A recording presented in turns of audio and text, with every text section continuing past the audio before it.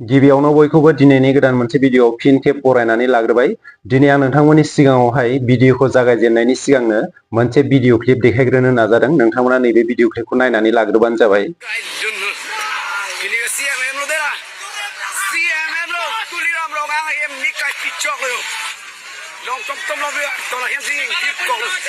दा नोंथांमोना नैबे भिडिअ क्लिपखौ नुबाय। दा नोंथांमोना गोबाङानो सानदों जानांगौ मानि भिडिअ क्लिप बियो, मा जादों, गुबै जाहोना मा। दिनै आं नोंथांमोननि सिगाङाव बे भिडिअ क्लिपाव नुनो मोननाय जाथायनि गुबै जाहोनफोरखौ नोंथांमोननि सिगाङावहाय गुवारै फोरमायनानै होगोन। बेनिखायनो नोंथांमोना भिडिअखौ स्किप खालामालासिनो जोबजासिम नायलां। भिडिअखौ जागायजेननायनि सिगां नोंथांमोननिसिम गुरै खावलायनाय, नोंथांमोना दासिमबो आंनि चेनेलखौ साबस्क्राइब खालामनानै लायाखैबा साबस्क्राइब खालामनानै लाग्रोदो। नोंथांमोना आंनि चेनेलाव बेबायदिनो गोदान आपडेटफोरखौ मोननो हागोन। थौदो बिदिब्ला दिनैनि भिडिअखौ जागायदिनि।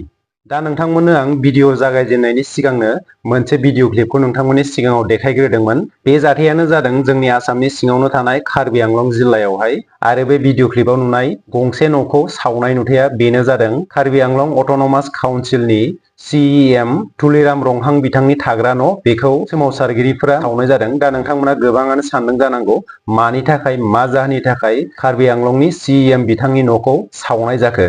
दिनै आं नोंथांमोननि सिगाङाव बेनि सोमोन्दैनो फोरमायनानै होनो सानदों। कार्बि आंलंनि CEM तुलिराम रंहां बिथांनि न' सावनायनि गुबै जाहोनानो जादों कार्बि आंलं जिल्लायाव गोबां सान सिगांनिफ्रायनो सोनाब कार्बि आंलंनि खेर'नि होननाय जायगायाव बेवहाय थाखानाय थागिबि सुबुंफोरनि अनगायै गुबुन जायगानिफ्राय फैनाय गोबां सुबुंफोरानो बै जायगायाव माखासे हाफोरखौ सेनानै लाफैनाय एबा बै जायगायाव गोबां गुबुनारिफोरानो थाफैदोंमोन। दा बैफोरबायदि गुबुनारिफोरा बै जायगायाव थागिबि सुबुंफोरनि हाफोरखौ सेनानै लाफैनाय बायदि जादों। कार्बि आंलं जिल्लानि सोनाब कार्बि आंलं खेर'नि होननाय जायगायाव BGR आरो PGR नि 7184.7 एकर्स हायाव 10,000 निबो बांसिन मानसिफोरा बै जायगायाव फैनानै थागिबि सुबुंफोरनि हायावहाय थाफैनो लादों। दा बेखौ लानानैनो बैयाव थानाय थागिबि सुबुंफोरा बैसोर सुबुंफोरखौ होखारनांगौनि थाखाय सरखारनि सायावहाय दाबि दैखांबोबाय थादोंमोन। नाथाय सरखारा थागिबि सुबुंफोरनि बैफोर दाबिखौ खोमा होनायखौ नुनो मोनाखै, जायनि थाखाय बेबायदि दुंहाव थासारिया सोमजिनो गोनां जादों। आं नोंथांमोननि सिगाङाव फोरमायनानै होनि BGR आरो PGR आ मा। BGR माने भिलेज ग्रेजिं रिजार्भ आरो PGR माने प्रफेसनेल ग्रेजिं रिजार्भ। दा बैफोरबायदि हायावहाय गुबुनारिफोरा फैनानै गासै हाखौनो दखल खालामफैदों। दा बेनि थाखायनो थागिबि सुबुंफोरा बैसोर सुबुंखौ होखारनांगौनि थाखाय सरखारनि सायावहाय सिगां समनिफ्रायनो दाबि दैखांबोदों। दा जों कार्बि आंलंनि जाथायखौ नोजोर होयोबा जों बेखौ साननो गोनांदि जोंनि 6 सिड्युल ओनसोलाव थारैनो मा जामारदों। थांनाय साननैसो सिगाङावसो BTCनि BTC सेक्रेटारियेटआव मोनसे दुंहाव जाथाया जानानै थांबाय। दा नै फिन आरोबाव 6 सिड्युल ओनसोल कार्बि आंलंआव फिन आरोबाव बेबायदिनो दुंहाव थासारिया सोमजिफिनदों। दा आं नोंथांमोननि सिगाङावहाय कार्बि आंलंनि CEM तुलिराम रंहां बिथांनि न'खौ सावनायनि गुबै जाहोनखौ नोंथांमोननि सिगाङावहाय गुसुङै फोरमायनानै होनि। बेनि गुबै जाहोनखौ आं दहाय सिगाङाव बुंबोनाय बायदिनो गुबुनारिफोरा गुबुन जायगानिफ्राय थागिबि सुबुंफोरनि हायावहाय हाखौ दखल खालामनानै लाफैदों। बेनि उनावहाय गुबुनारिफोरनि अयथासार खालामनायनि थाखाय बैयावहाय थानाय थागिबि सुबुंफोरा बै जायगानिफ्राय हाखौ गारनानै गुबुन जायगायाव थांनो गोनां जादों।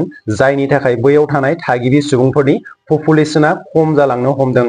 बैखौ नोजोर होनानै गोबां साननिफ्रायनो कार्बि आंलंनि थागिबि सुबुंफोरा सरखारनिसिम बैसोर गुबुनारिफोर थाफैनायफोरखौ होखारनांगौनि थाखाय दाबि दैखांबोबाय थादों। नाथाय सरखारनि खोमा होयैयाव थागिबि सुबुंफोरा गोख्रों सोमावसारनो गोनां जादों। गोबां साननिफ्रायनो कार्बि आंलंनि CEM बिथाङा गावनि खोथा होनाय बायदि खामानि मावबोनो हायाखै। दा जायनि थाखाय थांनाय साननैसो सिगांनिफ्राय कार्बि आंलंनि थागिबि सुबुंफोरा हांगार स्ट्राइक खालामनो गोनां जादों। दा बेवहाय हांगार स्ट्राइक खालामनायखौ लानानै आं मिथिनो मोननायाव 6 हांगार स्ट्राइक खालामग्रा एबा सोमावसारग्राफोरखौ पुलिसा हमनानै लांनाय जादोंमोन। बेनि उनावनो दुंहाव थासारिया सोमजियो।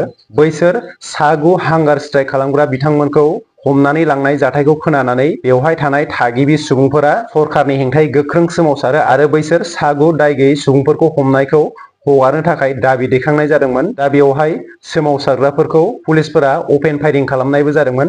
बेवहाय मिथिनो मोननायाव 3 सुबुंनि गोब्राब जोखोम जादों होननानैबो खोनानो मोननाय जादों। दा बेवहाय पुलिसफोरनि बेबायदि फायरिं खालामनायावनो सोमावसारग्राफोरा सोनाब कार्बि आंलंआव थानाय खेर'नि मुंनि मोनसे जायगायाव CEM तुलिराम रंहांनि न'खौ सावनाय जायो। दा बेनोमोन कार्बि आंलंआव CEM तुलिराम रंहांनि न'खौ सावनायनि गुबै जाहोना। दा जों कार्बि आंलंनि बेफोरबायदि दुंहाव थासारिखौ नोजोर होयोब्ला बेयो मोनसे जोबोरैनो साननो गोनां। जोंनि 6 सिडुल ओनसोलाव थारैनो मा जामारदों? जोंनि 6 सिडुल ओनसोलनि दैदेनगिरिफोरा जोंनि पाब्लिकफोरनि माखासे दाबिफोर, माखासे गांनाय उखैनाय, माखासे लुबैनायफोरखौ सुफुंनायावहाय फेलें जादों नामा बेखौ साननो गोनां। जायनि थाखाय थागिबि सुबुंफोरनि एबा पाब्लिकफोरनि माखासे दाबिखौ लानानै कार्बि आंलं जिल्लायाव कार्बि आंलं अट'नमास काउन्सिलनि CEM तुलिराम रंहां बिथाङा बैयाव थानाय थागिबि सुबुंफोरनि माखासे लुबैनायखौ सुफुंनो हायैनि थाखाय एबा खोमा होयैनि थाखाय बैफोरबायदि CEM बिथांनि न'खौ सावनानै खुद्रिसारनायखौ दिन्थिनायखौ नुनो मोनदों। दा नोंथांमोना बेनि सायावहाय मा सानो? कमेन्ट सेक्सननि गेजेराव फोरमायहरबानो जाबाय। दिनैनि भिडिअआ एसेनोसै। नोंथांमोना भिडिअखौ इनफरमेटिभ मोनदोंब्ला मोनसे लाइक खालामदो।